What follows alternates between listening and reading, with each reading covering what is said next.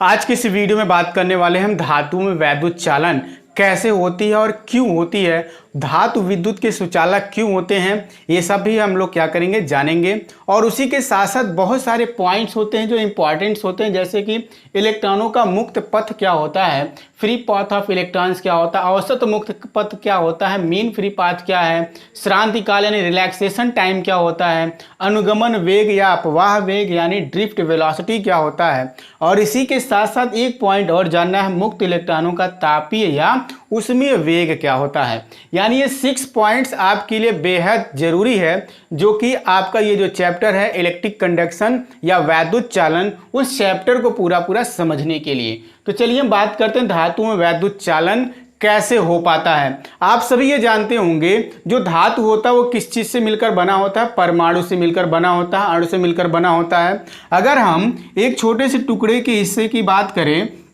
ये छोटे छोटे परमाणुओं से क्या होगा, मिलकर बना होगा। चलिए हम इस तरीके से परमाणुओं को यहाँ डिनोट कर देते हैं। ये जो सर्किल बना के हम दिखा रहे हैं ये क्या है, परमाणु है। आप जानते हैं इन परमाणुओं में नाभिक होता है, और इस नाभिक के अगर बात करें हम, परमाणु हो गया, परमाणु के बीचों बीच में क्या होता है, नाभिक होता है। नाभिक में न्यूट्रॉन और प्रोटॉन होता है। अलग अलग क्लास में क्या करते हैं, इलेक्ट्रॉन चक्कर लगाते रहते हैं। ये तो सबको पता होगा कि नाभिक के बाहर परमाणु के अंदर इलेक्ट्रॉन अलग अलग सेल में क्या करते हैं, चक्कर लगाते रहते हैं अपने एक निश्चित ऊर्जा को लेकर। अगर ये क्या है, एक मेटल है, धातु है, तो ये क्या होगा, रूम टेम्परेचर की वजह से कुछ तो जरूर हीट होगा, कुछ न कुछ इसके पास ऊष्मीय ऊर्जा होगा। यानी इसके परमाणु में जो उपस्थित इलेक्ट्रॉन हैं, जो बाहरी सेल में पाए जाने वाले यानी आउटर सेल में पाए जाने वाले इलेक्ट्रॉन होंगे, वो इलेक्ट्रॉन क्या करते हैं, ऊष्मीय ऊर्जा को पा करके अब उस सेल में नहीं रह पाते हैं। कब, केवल और केवल मेटल के केस में ऐसा होता है कि इसके आउटर सेल के जो इलेक्ट्रॉन है वो ऊष्मीय ऊर्जा को पा करके क्या होते हैं, इसी के सतह पर ही अनियमित गति करते रहते हैं। बिल्कुल उनका कोई डायरेक्शन नहीं फिक्स होता, कहाँ पर ये पहुंच जाएंगे, पूरे सतह पर रैंडमली मोशन करते रहते हैं। इनका काम है कि ऊष्मीय ऊर्जा पा करके ये इसी सतह पर क्या करेंगे, भागते रहते हैं, घूमते रहते हैं। आप ये जानते होंगे कि जो नाभिक के क्लोजली पैक होता है, जो सबसे पास में होता है सेल, वो ज़्यादा फोर्स से बंधा होता है। लेकिन जो इलेक्ट्रॉन ज़्यादा दूरी पर होता है उसके लिए क्या होगा, कूलाम बल कम काम करता है, जिसके वजह से वहाँ पर उनका आकर्षण बल कम होता है। और आकर्षण बल कम रहेगा तो इलेक्ट्रॉन क्या करेंगे, बिल्कुल कुछ ऊर्जा पा करके अनियमित गति करते रहते हैं। ठीक, अगर वो गति करते रहते हैं तो जिन इलेक्ट्रॉनों के साथ ऐसा होता है उन्हीं इलेक्ट्रॉनों का नाम रखा गया क्या चीज, मुक्त इलेक्ट्रॉन। क्या है, फ्री इलेक्ट्रॉन। जितने भी आपके मेटल होते हैं, धातु होते हैं, उन सभी धातुओं को विद्युत का सुचालक कहा जाता है। पर क्यों कहा जाता है, क्योंकि उसमें मुक्त इलेक्ट्रॉन पाया जाता है, और वो मुक्त इलेक्ट्रॉन केवल और केवल ऊष्मीय ऊर्जा को पा जाने की वजह से उत्पन्न हो जाता है। प्लास्टिक है, ये प्लास्टिक विद्युत का सुचालक नहीं है। क्यों नहीं है, क्योंकि इसके परमाणु में पाए जाने वाले जो इलेक्ट्रॉन वो फ्री नहीं है। फ्री नहीं है मतलब बाहर उस सेल से निकल के घूमने टहलने लायक ये लोग नहीं है। इस केस में ये क्या है, विद्युत का कुचालक है। लेकिन मेटल के केस में क्या होता है, ये फ्री इलेक्ट्रॉन बन जाते हैं, और फ्री इलेक्ट्रॉन अनियमित गति करते रहते हैं लगातार, जिसके वजह से यहाँ पर विद्युत धारा प्रवाहित होती है। लेकिन उससे पहले हम बात कर लें, इलेक्ट्रॉन जो होते हैं यहाँ गति करते रहते हैं, यानी उनका क्या होगा, एक ऊष्मीय वेग होता होगा, तापीय वेग होता होगा। एक एक इलेक्ट्रॉन का अपना अलग अलग होता है। लेकिन अगर हम बात कर लें यहाँ पे विस्थापन का, यहाँ से इलेक्ट्रॉन अगर चलना शुरू किया, सतह हो धातु का, यहाँ पे गया, यहाँ गया, यहाँ गया, इस तरीके से ये रैंडमली गति करता रहता है, टकराता रहता है। कभी आपस में टकराता है तो कभी किसी परमाणु से टकरा जाता है। लेकिन इन टक्कर की वजह से ही उनका डायरेक्शन क्या होता है, लगातार बदलता रहता है। किसका, उन इलेक्ट्रॉनों का जो यहाँ पर अनियमित गति कर रहे हैं। अगर उन इलेक्ट्रॉनों का तापीय वेग है तो जब औसत तापीय वेग की बात करेंगे तो वो क्या होगा, शून्य होगा। क्यों शून्य होगा, क्योंकि यहाँ भी हमने बात किया था विस्थापन का, जहाँ से चलना शुरू किया था इलेक्ट्रॉन, कभी तो एक समय आएगा कि वो इलेक्ट्रॉन अपने उस पूर्व स्थिति में पहुँच जाएंगे। उस केस में क्या हो जाता है, विस्थापन शून्य होता है। और जब विस्थापन शून्य होगा तो वहाँ पर क्या होगा, वेग शून्य हो जाएगा, यानी उन इलेक्ट्रॉनों का औसत तापीय वेग जो होगा वो क्या होगा, शून्य होगा। इस टॉपिक का यूज हम लोग करेंगे आगे नेक्स्ट टॉपिक के अंतर्गत, लेकिन अभी के लिए बस इतना याद रखना हमको कि औसत तापीय वेग क्या होता है, शून्य होता है। ठीक, अब बात कर लें यहाँ पर दूसरे पॉइंट की। अब हम ये जान चुके हैं कि धातु में वैद्युत चालन क्यों होता है। ठीक है, नेक्स्ट पॉइंट है इलेक्ट्रॉनों का मुक्त पथ क्या होता है। आप और हम ये जान चुके हैं कि इलेक्ट्रॉन क्या होता है, अनियमित गति करता रहता है। जब अनियमित गति करता है तो इलेक्ट्रॉन एक दूसरे से टकरा जाते होंगे, या इलेक्ट्रॉन किसी नाभिक से टकरा जाता होगा, नाभिक से नहीं, या फिर उसके परमाणु से टकरा जाता होगा। इतना छोटा वो है, उससे नहीं जाकर टकराएगा, उसके परमाणु से जाके टकरा जाता होगा। तो उस केस में किन्हीं दो क्रमागत टक्करों की बीच की दूरी, अभी यहाँ से चलना वो इलेक्ट्रॉन शुरू क्या किया, तब तक यहाँ किसी से टकरा गया। क्रमागत मतलब क्रम से आना। किन्हीं दो अभी यहाँ से टकरा के ऐसे चल रहा था, यहाँ टकराया, यहाँ से टकरा के यहाँ पहुँच जाता है टकराने।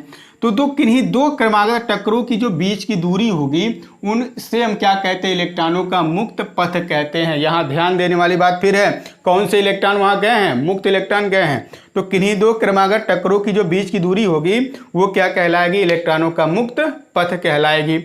इसके बाद की अगर हम बात कर लें औसत मुक्त पथ या मीन फ्री पाथ की, या फिर माध्य मुक्त पथ की अगर हम बात कर लें, या इस लेमडा की बात कर लें, क्या होगा तो समझ लीजिए कि अगर हमको एक इलेक्ट्रॉन की बात करने के लिए इतना मिला कि मुक्त पथ एक इलेक्ट्रॉन के लिए होता होगा, तो क्या सभी इलेक्ट्रॉनों के लिए नहीं होता होगा? सभी इलेक्ट्रॉनों का क्या होता होगा, मुक्त पथ होता होगा।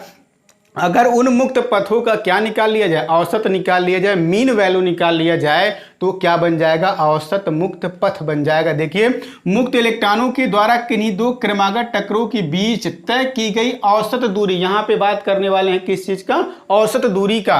औसत दूरी औसत मुक्त पथ कहलाता है, जिसे हम लोग लेमडा से डिनोट करते हैं। एक्सपेरिमेंटली इस चीज को देखा गया है, लगभग कितना 10⁻⁹ मीटर के इक्वल आता है, जब वो ऊष्मीय वेग पा करके क्या करता है, लगातार गति करता रहता है। केवल एक इलेक्ट्रॉन की बात करें, औसत ऊष्मीय वेग का नाम हमने नहीं लिया, औसत ऊष्मीय वेग शून्य होगा, लेकिन अगर ऊष्मीय वेग कहेंगे तो कुछ न कुछ यहाँ पर होता है 10⁵ मीटर/सेकंड के इक्वल। ठीक है, नेक्स्ट आ जाता है, तो हम जान चुके हैं लेमडा क्या है। इसके बाद क्या है, श्रांति काल। ठीक है, रिलैक्सेशन टाइम, ये भी अपने आप में इंपॉर्टेंट पॉइंट में से एक है। आप और हम ये जान चुके हैं कि ये टक्कर होता है। ठीक है, इलेक्ट्रॉन का इलेक्ट्रॉन में ही टक्कर होता होगा, तो उन टक्करों के बीच में कितना समय लग गया। देखिए यहाँ पर क्या है, मुक्त इलेक्ट्रॉनों की किन्हीं दो क्रमागत टक्करों के बीच का औसत समय तो चाहिए ही चाहिए, लेकिन कई सारे इलेक्ट्रॉनों का अगर हम औसत निकाल लें तो वो क्या बनेगा, औसत, या फिर यहाँ का टाइम होगा औसत टाइम, और वही औसत टाइम या मीन टाइम जो होगा वो मीन टाइम क्या कहलाएगा, श्रांति काल टाउ कहलाएगा, जिसकी वैल्यू एक्सपेरिमेंटली देखा गया नियर अबाउट 10⁻⁴ सेकेंड के इक्वल होता है। तो बिल्कुल इसको याद रखना है, मुक्त इलेक्ट्रॉनों किन्हीं दो क्रमागत टक्करों के बीच की जो औसत समय हुआ करता है वो क्या कहलाता है, टाउ कहलाता है, श्रांति काल कहलाता है। ठीक, अब हम बात कर लें अनुगमन वेग, जो कि क्या है, ये मोस्ट इंपॉर्टेंट है। ये आपको बिल्कुल लर्न रखना चाहिए कि मोस्ट इंपॉर्टेंट टॉपिक, कि अनुगमन वेग मोस्ट इंपॉर्टेंट टॉपिक है। अब आपको हम बताएं, यहाँ पर एक धातु का टुकड़ा है। ठीक है, इस धातु के टुकड़े को हमने ले लिया, जल्दी देख लीजिए इसको, क्या ये धातु का टुकड़ा हो गया। इस धातु के टुकड़े में क्या होगा, परमाणु होगा, और परमाणु में उपस्थित क्या होंगे, इलेक्ट्रॉन होंगे। चलिए इलेक्ट्रॉनों को हमने दर्शा दिया, ये सब क्या है, इलेक्ट्रॉन है, ये भी इलेक्ट्रॉन, ये इलेक्ट्रॉन, ये सब क्या है, इलेक्ट्रॉन है। ये इलेक्ट्रॉन अभी इनके पास कोई निश्चित डायरेक्शन नहीं है। ये निश्चित डायरेक्शन नहीं मतलब अनियमित गति करते हैं, कभी ये यहाँ जाता है तो कभी ये यहाँ, मतलब कोई भी यहाँ पे स्थिर रहने वाला नहीं है। उसमें ऊर्जा को पा करके वो क्या करता है, अनियमित गति करता है, रैंडमली मोशन करता है। ठीक, अगर ये रैंडमली मोशन करते हैं तो ऊर्जा तो उनको मिला है, उसमें ऊर्जा। अगर और इसके आगे हम क्या कर दें, यहाँ पर इसको हम एक किसी बैटरी से या फिर सेल से कनेक्ट कर दें। जो ही ऐसा करेंगे तो तुरंत यहाँ पर इस चालक के ऊपर क्या होता है कि वैद्युत क्षेत्र अप्लाई हो जाता है, और वैद्युत क्षेत्र अप्लाई होते ही, यानी वैद्युत क्षेत्र की तीव्रता की वजह से ही जो इलेक्ट्रॉन होंगे उन इलेक्ट्रॉनों के ऊपर क्या होता है कि वैद्युत बल काम करने लगता है। और वो वैद्युत बल की जो डायरेक्शन होगी, यहाँ पर देख सकते हैं प्लस इलेक्ट्रोड यही है, प्लस वाला साइन वाला पोर्शन, तो इलेक्ट्रॉन बिल्कुल प्लस की तरफ भागना शुरू करते हैं। ये इधर भागेगा, ये भी इधर भागेगा, सब के सब किसी एक ही डायरेक्शन में भागना शुरू कर देंगे। इनका क्या होता है, एक निश्चित डायरेक्शन हो जाता है। कब? जब इनको एक सेल से अथवा बैटरी से कनेक्ट कर दिया जाता है तब। और इसी केस में इलेक्ट्रॉन का जो अभी तापीय वेग हुआ करता था, उसमें तापीय वेग 0 हुआ करता था, वो वेग अब कन्वर्ट होने लगेगा किसमें? अनुगमन वेग में या फिर अपवाह वेग में। देखिए यहाँ पे क्या है, चालकों में उपस्थित मुक्त इलेक्ट्रॉन, ये सब क्या थे? मुक्त इलेक्ट्रॉन थे। वैद्युत क्षेत्र की उपस्थिति में हमने क्या किया, इसको एक सेल से कनेक्ट कर दिया, जिसके वजह से वैद्युत क्षेत्र अप्लाई हो गया। पहले तो यहाँ पर विभवांतर आरोपित हुआ होगा, तब वैद्युत क्षेत्र आरोपित हुआ होगा। तो वैद्युत क्षेत्र की उपस्थिति में जिस सूक्ष्म नियत वेग से, देख लीजिए यहाँ पर जो वेग उत्पन्न होता है वो सूक्ष्म नियत वेग होता है, बहुत ज़्यादा नहीं होता, बहुत मामूली होता है। जिस सूक्ष्म नियत वेग से एक ही दिशा में गति करते हैं, ये लोग पर्टिकुलर किसी एक ही डायरेक्शन में क्या करने लगते हैं? गति करने लगते हैं। तो उसी वेग को क्या कहा जाता है? अनुगमन वेग कहा जाता है, जिसे हम लोग किससे डिनोट करते हैं? वीडी से, ड्रिफ्ट वेलोसिटी से व्यक्त करते हैं। ये वीडी इसका क्या है? सिंबल है। वेग मतलब क्या? मीटर पर सेकंड होता ही होता है। तो ये सब बातें क्या करनी है हमको? बिल्कुल एकदम अच्छे से तैयार रखनी है कि चालकों में उपस्थित मुक्त इलेक्ट्रॉन जो होगा वो वैद्युत क्षेत्र की उपस्थिति में किसी निश्चित दिशा में सूक्ष्म नियत वेग से क्या करने लगता है? यदि गति करने लगा तो जो वेग होगा वही वेग क्या कहलाएगा? अनुगमन वेग कहलाएगा या फिर ड्रिफ्ट वेलोसिटी कहलाएगा। इस टॉपिक की बात तो हमने पहले ही कर लिया कि मुक्त इलेक्ट्रॉनों का जो तापीय अथवा ऊष्मीय वेग होता है वो 10 कितना 15 मीटर पर सेकेंड होता है, ज़्यादा होता है। लेकिन जब उसी को औसत की बात करेंगे, क्या चीज़? औसत ऊष्मीय वेग या मुक्त इलेक्ट्रॉनों का औसत ऊष्मीय वेग कितना हो जाएगा? तो वो क्या होगा? 0 होगा।